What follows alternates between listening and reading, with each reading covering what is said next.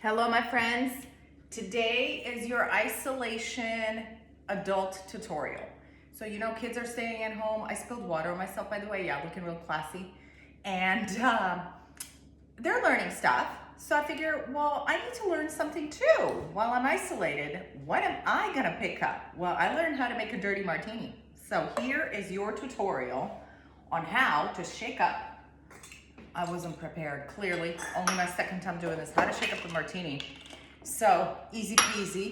First thing, keep this guy, your shaker, keep it cold and then fill it with ice. So, a good recipe for a dirty that I found online was 2 parts vodka. Actually, it was 2.5.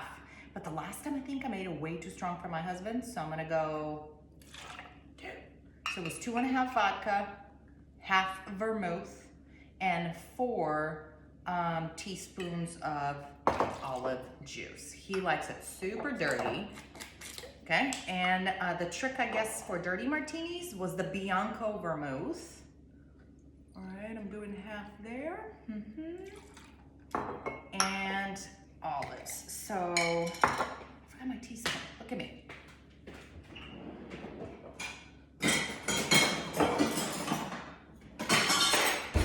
You like that? Impromptu?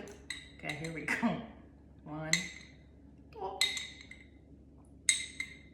These are halves, so I gotta double up. There we go. Because I was in a hurry, wasn't prepared. And then you go ahead and decide how many olives you're gonna want separately. Now, all you do is close this baby up and shake it. Give it a little shake. Don't shake for too long. I read on there, 10 seconds max. If you're gonna stir, don't stir too much if you want it dirty. Okay? Now that that's done, your glass should also be chilling in the fridge. There it is. You get that bad boy out. And I don't know why I took the strainer off. There you go. You pour yourself a perfect little fancy cocktail. All right, that looks pretty mighty delicious. And I am gonna do, I think I can reach like 4 olives. 3, look, 4 fit, perfect. You dip your olives and there you go.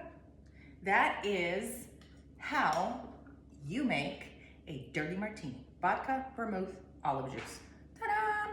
You're welcome. Hope you learned something in quarantine. See you later.